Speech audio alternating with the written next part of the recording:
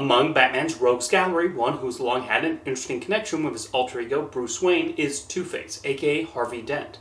While most of the villains just see him as some billionaire, he sees him as a friend and colleague even after he goes down a more villainous path.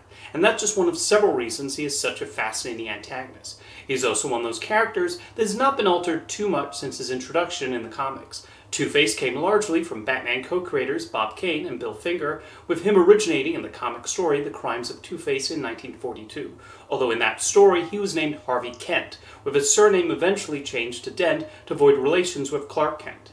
In that story, he's a district attorney who gets half of his face hit with acid, courtesy of gangster Sal Maroni. This causes Harvey to go insane, start several crime sprees, and adopt the name Two-Face. A key part of his decision-making is a coin that he flips. If it flips one way, he commits a crime or does another terrible action. If it lands on the other side, he does the opposite, like give the money to charity or spare someone's life.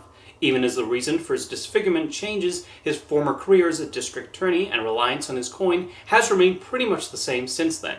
There's also his friendship with Bruce Wayne, with Bruce feeling he has to stop Two-Face's crimes, but still knowing that Harvey's good side is still in there somewhere. At some point, he'll be cured thanks to plastic surgery and eventually reform himself, although some copycats would take on the Two-Face persona. After his initial appearances, Two-Face was largely dormant for several years, until Harvey Dent assumed the identity again in 1971 and then became a permanent fixture in the comics. Over the years, several writers would expand on the character, including his time as a district attorney and friendship with Bruce. One of the most notable additions to the character was giving him multiple personalities, with Two-Face emerging from Harvey as a result of past trauma. The Long Halloween is a particularly well-known comic arc that features Harvey Dent and Two-Face in prominent roles. A lot of comic stories would focus on his cunning willingness to commit violent acts when his coin told him to, and how he would use that to commit his crimes. These aspects, as well as his iconic look, would all play major roles in him being a significant part of Batman's rogues gallery. Like a lot of the villains, he's also been adapted several times to the screen. So much so that I won't be able to bring up every depiction of Two-Face, but I can still mention the highlights, of which there are several. Although one Batman media he did not show up in was the 60s television series with Adam West. There were plans to, though, with one of the show's producers mentioning in an interview that he would be a television reporter who would see half of his face disfigured after an accident. Harlan Ellison even wrote a script for an episode that would feature Two-Face, but in the end, no episode was ever produced. Thus, the first time Harvey Dent appeared on screen was in Tim Burton's first Batman movie. Billy Dee Williams accepted the role as he was excited to eventually depict his transformation to Two-Face, which Burton planned to do in a possible sequel. As is normally the case with Dent, he is depicted as someone who cares about the citizens of Gotham City and hopes to rid it of crime. Williams plays the role with the needed charm to make it understandable why people would rally behind him, and he made the most of his screen time. However, Harvey Dent was strangely absent from Batman Returns. While writer Sam Hamm wanted to depict his transformation into Two-Face, that did not happen, as the Penguin and Catwoman, and later Max Schreck, would become the central villains. With three villains, there was not a place for Harvey, and he would have likely served a similar function to the first film had he been included. The plan instead became to depict his turn in the eventual third movie. Following the release of Batman Returns, Warner Brothers decided they no longer wanted Tim Burton to steer the Batman franchise, and Joel Schumacher was brought in to direct the next film. While Two-Face would still be one of the main villains in Batman Forever, it would not be Billy Dee Williams in the role, much to his disappointment. Tommy Lee Jones was cast as a Harvey Dent already transformed and having lost his mind, and I think Jones may have taken the lost his mind aspect a little too far.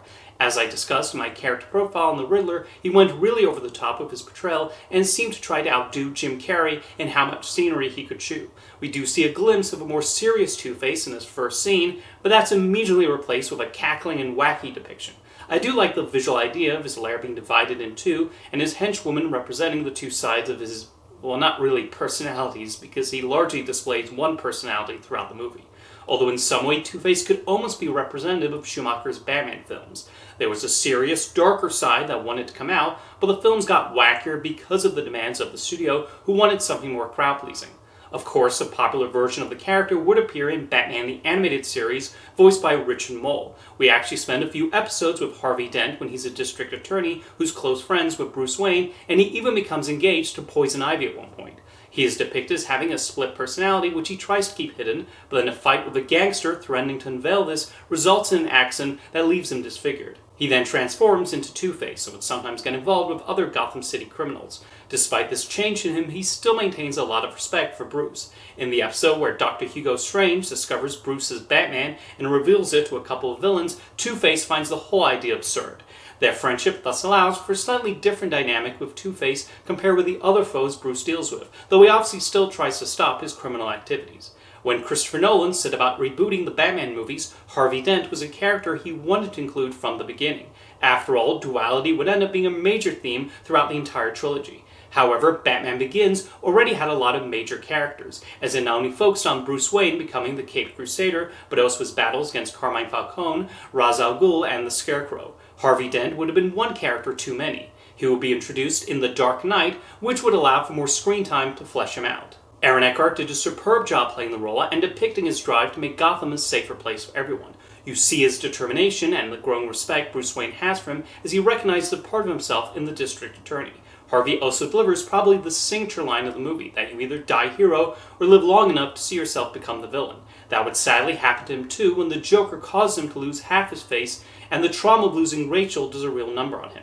Eckhart successfully shows that turn and him taking matters into his own hands, but using the opposite approach to Batman as he kills or tries to kill those he deems responsible. While a lot of people understandably talk about the Joker when discussing The Dark Knight, I find Harvey Dent just as fascinating a character, and his arc becomes one of the most compelling aspects of the movie. He would even play an important role in The Dark Knight Rises, as Batman and Commissioner Gordon's plan to keep his perfect image alive for the city of Gotham then has an impact on that film's events. Recently, Harvey appeared in Joker Folie à Deux, trying to sentence Arthur Fleck, aka the Joker, to the death penalty. I personally found the courtroom scenes to be some of the least compelling parts of the movie, so this versatile character did not leave much of an impression on me. But an explosion does cause half his face to get burned, so there's that. Back to television, Harvey Dent would appear on the show Gotham, where he was played by Nicholas D'Agosto. There are the familiar elements like him flipping a coin and his drive to stop the criminals of Gotham, although we see his harsher side come out on occasion. There are also shots where shadows cast on half of his face. However, he never turned into Two-Face, and the character disappeared after the second season. He would be a villain in several animated films, most notably in Batman vs. Two-Face. This was the second animated movie based on the 60s Batman series, and was notably the final time Adam West would play Batman before his death. This movie presented a different reason for Harvey Dent turning to crime. When Hugo Strange presents a machine that extracts the evil out of villains, it then explodes and that evil gunk hits Harvey in the face, bringing out his bad persona. He then does battle with Batman and Robin and tries to make the rest of the city evil just like him, turning almost everyone into Two-Faces. He was voiced by William Shatner, and while his age is definitely evident coming out of this young attorney, he was nonetheless an inspired casting choice and makes the two personalities distinct. As I mentioned before, Billy D. Williams was not able to become Two-Face in the live-action films, but who would get the opportunity to voice him in the Lego Batman movie. That movie served as one big homage to Batman's media portrayals over the years, so it was fitting that they would bring Williams back to reprise the role and finally do what he initially signed up for, albeit in Lego form. He only got a few lines, but it was nonetheless a nice gesture. Meanwhile, Sam Hamm would write a comic book that depicted what might have happened if Tim Burton had continued to direct the Batman movies. Titled Batman '89, it showed Harvey Dent becoming even more popular with the people of Gotham, and he also attempts to locate and take down Batman. Additionally, he's involved in a relationship with Commissioner Gordon's daughter, Barbara. After he's burned in a building that's been set on fire, he takes on the Two-Face persona and puts his fate in a coin. It's an interesting storyline that even throws in the return of Catwoman and a Robin based on Marlon Wayans, who was originally set to play the role in the 90s films. It provides a curious peek into an alternate dimension of what a third Burton-directed Batman movie would have been like. Although being a multi-volume comic, Hamm had the freedom to dig deeper into Harvey Dent and Robin and show more of their neighborhood.